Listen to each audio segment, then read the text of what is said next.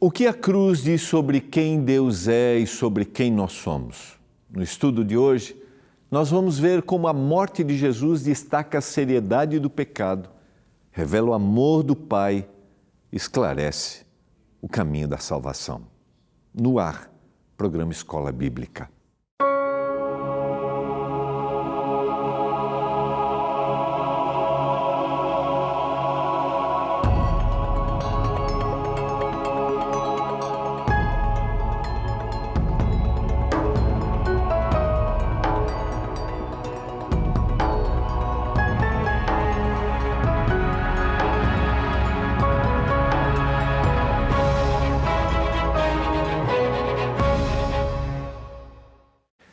Olá! Como é que você tá? Tá tudo bem com você? Tempo passa, né? Vai voando. Ó, janeiro. Janeiro chegando ao finalzinho aí. Que coisa! E como é que tá? Como é que foi seu primeiro mês de 2026? Como é que estão as coisas aí na sua casa? Queridos, você sabe que todo dia nós temos uma escolha para fazer. Todo dia nós devemos, na vida cotidiana, ordinária, né, da sucessão, e sai ano, entra ano, termina dia, vem outro dia, nós devemos fazer uma escolha de estarmos ao lado do Senhor Jesus, com Ele, conhecendo Sua palavra, conhecendo Sua vontade, para que a gente seja abençoado e para que a gente abençoe outras pessoas, porque a bênção do Senhor nunca vai girar em torno de nós mesmos. Esse é o programa Escola Bíblica e aqui a gente tem a oportunidade de estudarmos a Palavra de Deus através das nossas revistas Esperança e estamos concluindo nossa temporada de estudos Ensinos de Jesus. A partir de segunda-feira, já posso anunciar aqui, meu diretor? A partir de segunda-feira, a nossa nova revista Esperança, Lar, Doce Lar. Vamos conversar, que coisa boa! Nós vamos conversar sobre nossa família. Como que é o seu núcleo familiar aí? Como é que é a configuração? Olha, eu tenho certeza que vai ser uma grande bênção. Sempre que a gente traz esse assunto aqui, isso reaviva o coração, enche de esperança, dentro da realidade que cada um tem. Tá bom? Esse é o programa Escola Bíblica e a gente está terminando a temporada de estudos com a nossa estrutura bíblica virtual, a Esperança, onde estudamos os ensinos de Jesus. Eu vou dizer, dá para ficar mais uns 2, 3 meses, dá para ficar um ano aí estudando, porque é fascinante ver os detalhes sobre a vida de Jesus, seus ensinos. E hoje nós vamos analisar, estamos analisando ao longo da semana, os últimos momentos, morte e ressurreição. Tá bom? Não esqueça, você pode estudar através da nossa estrutura bíblica virtual, é só salvar esse número aqui, ó. Vou olhar aqui para essa câmera, para mostrar mais pertinho para você, 12982000062. 12982000062. Esse é o número da Esperança. O que você faz? É muito simples, é muito fácil, só escrever estudo, depois coloca o A, eu quero estudar, depois ela vai mandar a lista de estudos, você coloca A de novo, que vai aparecer ensinos de Jesus. Tá bom? Simples, fácil, rápido. 5 a 8 minutos para cada lição. Aí tem mais. Você pode estudar com alguém também, tá? Aí vai ser a opção C lá, que você vai colocar que você quer estudar a Bíblia com alguém, tá? Vamos para a nossa oração? Pai, muito obrigado porque estamos juntos para estudarmos a Tua Palavra. Que a bênção do Senhor esteja sobre cada um de nós, nos dando sensibilidade, lucidez, que a gente se renda a Ti, que a gente seja impressionado pelo texto. Vamos relembrar os últimos momentos da vida de Jesus, Sua crucifixão. Muitos de nós que vivemos dentro de comunidades cristãs, a gente já ouviu essa história muitas vezes. Mas que mais uma vez, Senhor, a gente seja impressionado por essa história, revelando quanto o Senhor ama, revelando nossa necessidade de perdão e entendendo o amor de Deus por nós através de Jesus Cristo. Ajude-nos a isso, em nome de Jesus. Amém. Vamos lá, quero convidar você a abrir a Bíblia. Nós poderíamos analisar essa história dentro da perspectiva dos 4 evangelistas, né? Porque a gente tem o relato aqui em Mateus, a gente tem o relato em Lucas, a gente tem o relato em João, mas nós vamos analisar esse relato no Evangelho de Marcos.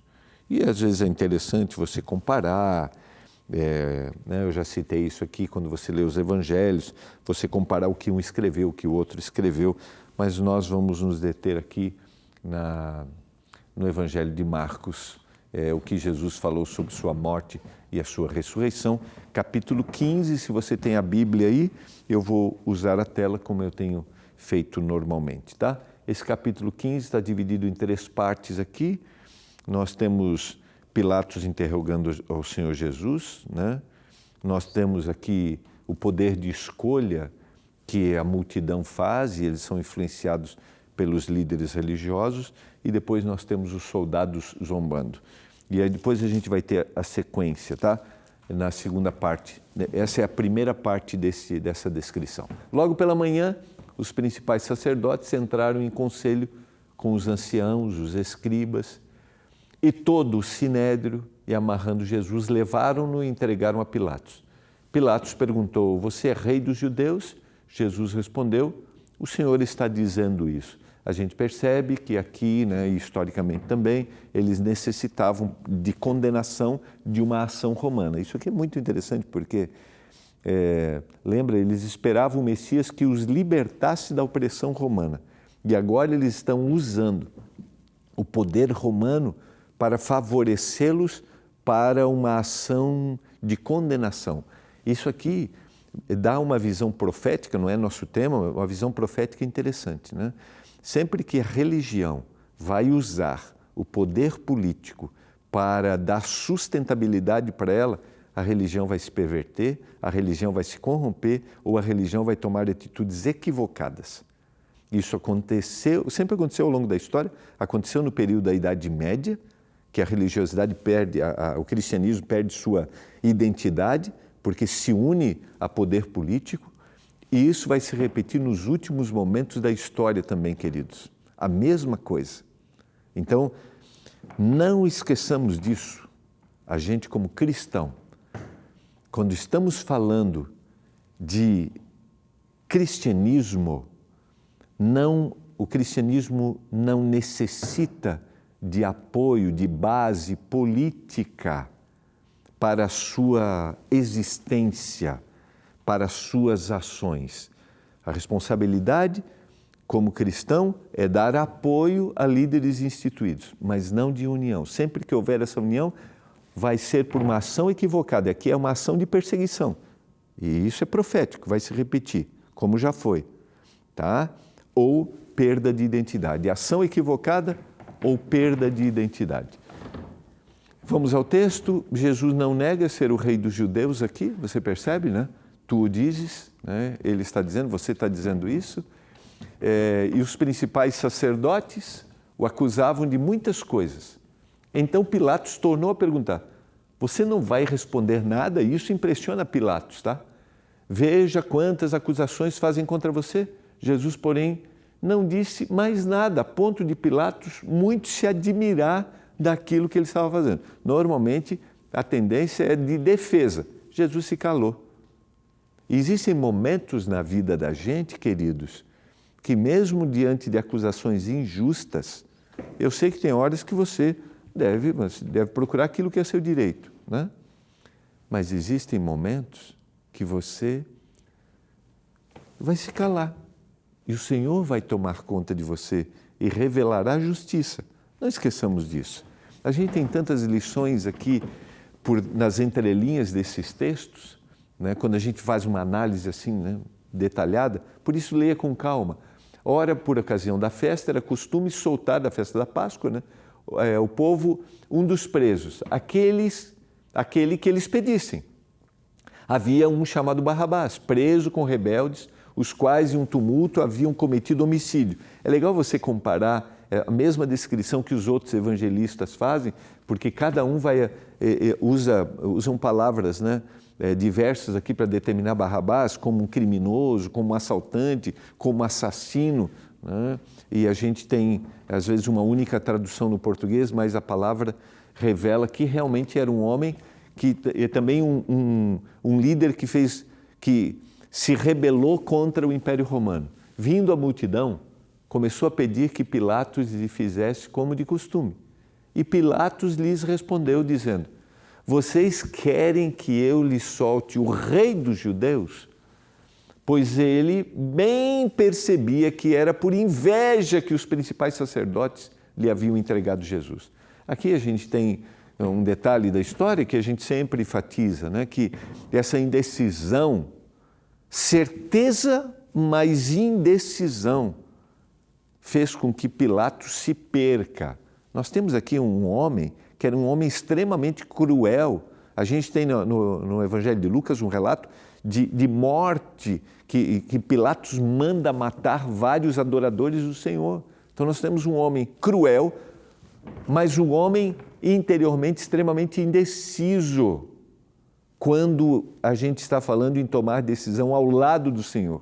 A gente sabe que a mulher o alerta nisso também, de que o que ele estava fazendo era injusto, que ele estava tratando com alguém que era justo, não era aquele caminho. E aqui, queridos, eu quando estava meditando e preparando o tema para a gente conversar, fiquei pensando assim, quantas vezes nós temos clareza do que as coisas são, mas a gente não toma a decisão. A gente sabe, o texto revela claramente, Deus fala claramente o que é, mas eu não tomo a decisão. Né? Tradicionalmente eu fico, o que a gente diz, eu fico em cima do muro e a gente transfere responsabilidade, a gente lava as nossas mãos diante daquilo, não sou eu. E estava aqui. Agora, o que aconteceria, como aconteceria, uma coisa, né, da morte, do sacrifício, não sei. Agora, esse homem estava condenado à morte? Pilatos estava condenado à morte? Não, não estava. Não estava. Porque o Senhor deseja salvar a todos em todo momento. E o texto revela, ele percebeu que era por inveja, o Espírito quer salvar. Agora a decisão é minha. Mas os principais sacerdotes incitaram a multidão no sentido de que lhe soltasse, de preferência Barrabás. E Pilatos lhe perguntou: o que então vocês querem que eu faça com este quem vocês chamam de rei dos judeus? Aqui tem um outro detalhe importante, influência de líderes religiosos para o mal. Líderes religiosos que deveriam ter uma postura diferente. Líderes religiosos que deveriam ter a percepção porque tinham contato com a palavra. E isso é para a gente pensar, queridos. Necessariamente ter contato com a palavra não significa render-se à palavra e ter uma visão daquilo que o Senhor quer dizer. E eu posso aconselhar, orientar, levar multidões, posso levar pessoas a uma prática religiosa equivocada, tão equivocada aqui que eles incitam para que a multidão peça que Barrabás seja solto e Jesus seja crucificado. Estejamos atentos se aquilo que ouvimos de nossas lideranças religiosas estão de acordo com o que a palavra diz. Porque líderes religiosos erram, se equivocam e a gente tem evidência aqui. Então eles gritam, e aqui vai ser usado pela primeira vez no Evangelho de Marcos a palavra crucificar. Crucifica-o. Mas Pilatos lhe disse, que mal fez ele? Que mal fez ele? Olha a revelação de indecisão. Porém, eles gritavam cada vez mais, crucifica-o. Então Pilatos, querendo contentar a multidão, lhe soltou Barrabás. E depois de mandar açoitar Jesus, entregou-o para ser crucificado. A gente tem a revelação do texto, queridos. Na revelação do texto, claramente, nesse texto aqui, de crucifixão, só vou voltar aqui, crucifica-o, uma alusão direta ao Salmo 22 e o verso 18. E aqui é interessante, o Salmo 22 é uma revelação de altos e baixos desse sacrifício, desse momento de dor que Jesus passaria. Você consegue perceber um cenário injusto diante de uma ação tão cruel? A crucifixão foi idealizada pelos persas e os romanos absorveram isso como forma de assustar, oprimir aqueles que se rebelavam contra o seu império. A crucifixão era um ato de condenação e de morte lenta e terrível. O indivíduo que ficava pendurado no madeiro e que ali lentamente, isso poderia demorar dias, ia perdendo a sua vida. Isso poderia acontecer através de um indivíduo ser amarrado ou através de ser crucificado. Uma morte cruel para inibir aqueles que se opunham. Uma morte cruel para o Senhor Jesus, que era justo, mas que estava ali para salvar. E a gente percebe na sequência as ações. Então a gente tem sacerdotes incitando, multidão sendo levada e olha, Pilatos sendo condescendente para agradar a multidão e ele diz, os soldados levaram Jesus para dentro do palácio, que é o pretório, e reuniram toda a tropa, aproximadamente 200 soldados. Vestiram Jesus com um manto púrpura e, tecendo uma coroa de espinhos, puseram na cabeça dele. E o saudavam dizendo, salve o rei dos judeus. Batiam na cabeça dele com um caniço, cuspiam nele e, pondo-se de joelhos, o adoravam. Escarneciam diante do Senhor. Depois de terem zombado dele, tiraram-lhe o manto púrpura e o vestiram com as suas próprias roupas. Então conduziram Jesus para fora a fim de o crucificar. Verso 20 do capítulo 15. E obrigaram Simão Cirineu, que passava vindo do campo, pai de Alexandre e de Rufo, a carregar a cruz de Jesus. E levaram Jesus para o Gólgota, que quer dizer lugar da caveira. Jesus provavelmente estava carregando ali a parte transversal da cruz, de 16 a 20 quilos, poderia chegar até 50 quilos. A parte vertical normalmente ficava no local onde aconteceria o sacrifício. Simão Cirineu está passando e ele ajuda o Senhor Jesus diante daquele momento de dor e de sofrimento. Lógico, se a gente voltasse, a gente vê que a dor e o sofrimento de Jesus, a tortura, os açoites, começou na noite anterior e ela culmina com o momento da crucifixão agora. Quiseram dar-lhe para beber vinho misturado com mirra, mas Jesus não aceitou. Então crucificaram e repartiram entre si as roupas dele, tirando a sorte para ver o que cada um levaria. Verso 23 e verso 24. Mais uma vez, uma citação do Salmo 22, apresentando a dor e o sofrimento do Senhor Jesus, o repartir das suas vestes. 9h da manhã, quando crucificaram, e a inscrição da acusação contra ele dizia Rei dos Judeus. Com ele crucificaram 2 ladrões, um à sua direita e outro à sua esquerda. E cumpriu-se o que a Escritura diz, com malfeitores ele foi contado. Agora há um detalhe interessante, os que iam passando blasfemavam contra ele, balançando a cabeça. Você que destrói o santuário em 3 dias, o reedifica. Salve a si mesmo, descendo da cruz. Perceba aqui. Você pode salvar a você mesmo. Você que salvou a muitos. De igual modo, os principais dos escribas zombando diziam entre si: salvou aos outros, mas a si mesmo não pode salvar. Aqui a gente tem um contraste irônico. Perceba que os líderes religiosos, eles reconhecem que há um Salvador e dizem, ele salvou outros. Então, perceba como o autor inspiradamente está revelando uma fala dos líderes religiosos que viram a salvação, mas não foram tocadas e não se renderam a ela. Viram o Senhor Jesus, mas não se renderam a Ele. A gente vai ter José de Arimateia e Nicodemos, que são 2 membros do Sinédrio, desse grupo religioso, dessa elite. Esses vão reconhecer e vão participar do funeral do Senhor Jesus, vão preparar, vão se envolver ali. Agora, esses não.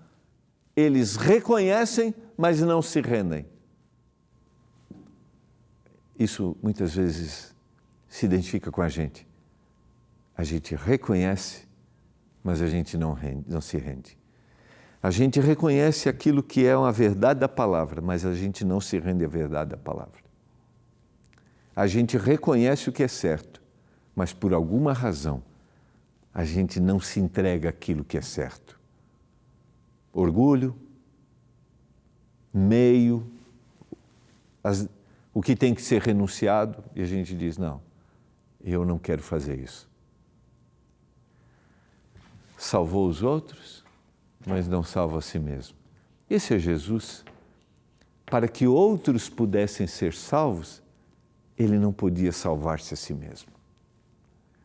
Para que eu e você tivéssemos a salvação, o Senhor não podia salvar a si mesmo. Ele precisava ser entregue, ele precisava morrer e a morte de cruz, entende? Porque ele carregou o peso dos nossos pecados. E para carregar o peso dos nossos pecados, ele não podia salvar-se a si mesmo. A gente vê que o Cristo, o Rei de Israel, desce agora da cruz para que vejamos e creiamos. Também os que com ele foram crucificados o insultavam. E esse aqui é um outro detalhe, né? Mais uma vez. Eles pedem um sinal, assim como a gente acabou não analisando, só citando, né? Em Marcos capítulo 10, que a gente estudou ao longo da semana, quando o Senhor faz anúncios da sua morte, os fariseus, eles pedem um sinal. O Senhor não dá. Você já tem um sinal. Você já conhece a palavra, você já tem a revelação. E mais uma vez aqui eles pedem um sinal para crer. Queridos, fé.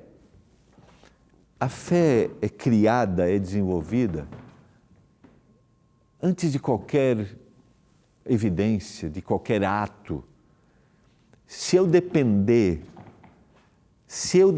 de um sinal, de um milagre que aconteça para acreditar, eu não estou inteiramente desenvolvendo a minha fé, minha entrega, minha confiança no Senhor. Dá para entender? Nossa fé não pode depender daquilo que Deus faz, ou daquilo que eu espero que Deus faça, mas daquilo que Ele já fez.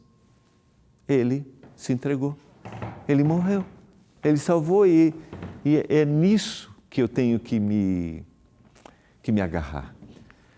Chegado ao meio-dia, houve trevas sobre toda a terra até as 3 da tarde. E às 3 Jesus clamou em alta voz, Eloi, Eloi, lema sabachthani, que quer dizer, Deus meu, por que me desamparaste? Mais uma vez, agora a citação do verso 1 do Salmo 22. E alguns dos que estavam ali ouvindo isso, vejam, ele chama por Elias, e um deles correu para embeber uma esponja em vinagre e colocando na ponta de um caniço deu-lhe de beber, dizendo, esperem, vejamos se Elias vem aqui para tirá-lo. mas Jesus, dando um forte grito, expirou e o véu do santuário se rasgou em duas partes, de alto a baixo. Toda a natureza, todo o sistema geme com a morte, com o sofrimento do Senhor Jesus. O centurião que estava em frente de Jesus, vendo que assim havia expirado, disse: verdadeiramente este homem era filho de Deus. Esses últimos momentos a gente vê que ecoa o que acontece no batismo. E está aqui. Assim, quando Jesus foi batizado, bradou do céu a voz, dizendo: este é o meu filho amado, em que me comprazo. Aqui o centurião reconhece que este é o Filho de Deus.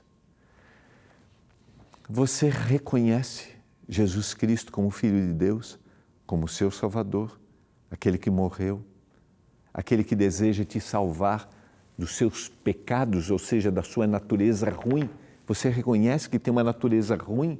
Você reconhece que você tem muita propensão para ser muito mal? Somente quando reconhecemos que temos muita propensão para ser mal, é que a gente percebe a necessidade de um Salvador. Quando a gente percebe que a gente tem muito potencial para a maldade, é que a gente clama: Senhor, me salva, porque o Senhor é verdadeiramente o Filho de Deus. Enquanto os líderes religiosos rejeitam Jesus, um gentil reconhece sua identidade, antecipando a expansão do Evangelho a todas as nações. O Evangelho que vai ser anunciado aos gentios. Jesus não é vítima do acaso, queridos. Ele entrega voluntariamente sua vida para que eu e você sejamos transformados. Cristo levou sobre si a nossa culpa, rompeu o poder do pecado e abriu caminho para a reconciliação com Deus. Reconhecer que eu sou pecador é reconhecer que eu posso ser liberto dessa culpa que o pecado me coloca. Reconhecer que eu tenho potencial para ser muito mal é ter a certeza de que o Senhor me liberta e vai me mudando, vai me transformando, me reconciliando com Ele. Na cruz encontram-se juízo e misericórdia, justiça e graça, morte e vida. Vida. Vida que só é possível porque Ele morreu. A vida que faz sentido aqui e a vida que fará sentido na eternidade, quando o Senhor Jesus Cristo voltar a esta terra e os que estiverem vivos vão se juntar àqueles que morreram, que vão acordar. E a gente vai ver isso amanhã, porque Jesus, o Cristo, morre, mas o túmulo vai ficar vazio. E quando Maria Madalena vai olhar, ela vai dizer: não há esperança. Mas Ele vai chegar e vai dizer: há esperança. Você deseja essa vida? Você quer aceitar o Senhor Jesus e entregar o seu viver para Ele? Pai, obrigado pelo sacrifício de Jesus, tantos detalhes da história, tantos, alguns aceitam, outros rejeitam. A gente quer te aceitar, a gente quer reconhecer nossa pecaminosidade e clamar: transforma a nossa vida, nosso coração, em nome de Jesus Cristo. Amém. Foi uma alegria estarmos juntos. Nós nos encontraremos amanhã aqui em mais um programa Escola Bíblica.